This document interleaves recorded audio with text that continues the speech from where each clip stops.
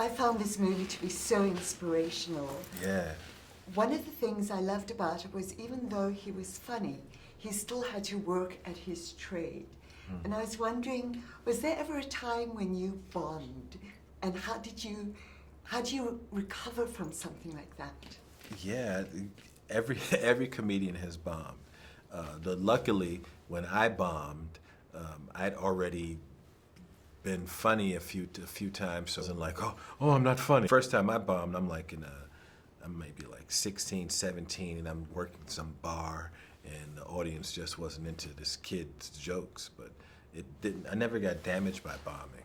But everybody bombs. You could still bomb right now. I could still bomb. In fact, I might bomb soon. I don't think that's likely to happen. The other thing that I really liked was that he uses humor to help other people raise their spirits. It's kind of like a gift if you can make someone laugh.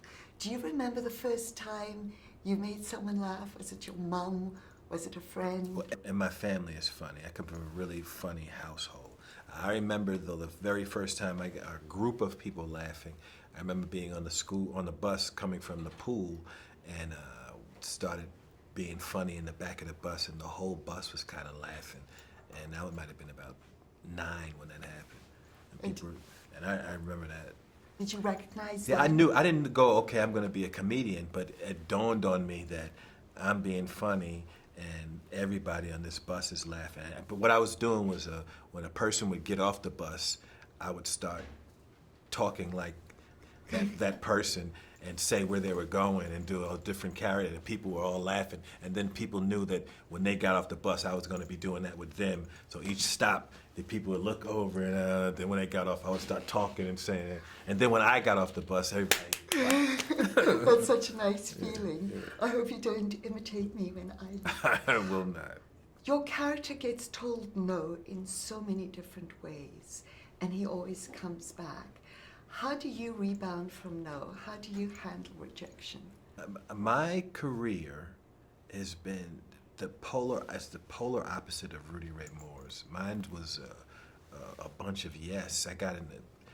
It was yes from day one. Like I got in really easy. The only thing I've ever auditioned for was Saturday Night Live, and I do my first movie when I'm 20 years old, 48 Hours, and then everything just kind of falls into place. I didn't have I've had the easiest run ever. Well, I guess if you're really talented, then things come in easy. No, because there are a lot of people that are, genius talents that you'd still go to auditions and have to go through the rough road of trying to get in. I just was really, really, really lucky. As we leave, just very quickly, what was the worst job that you had to do to pay your rent? Well, like I said, I got on SNL when I'm 18, so I didn't have any rent until then. But the worst job I ever had was a fast food restaurant. I worked at McDonald's, and it's just the hardest job ever because you have to do everything. You have to do everything. You still eat McDonald's? I eat too much McDonald's. I'm ashamed how much McDonald's I still eat. Thank you so much for your time. Thank you. Really enjoyed talking to you.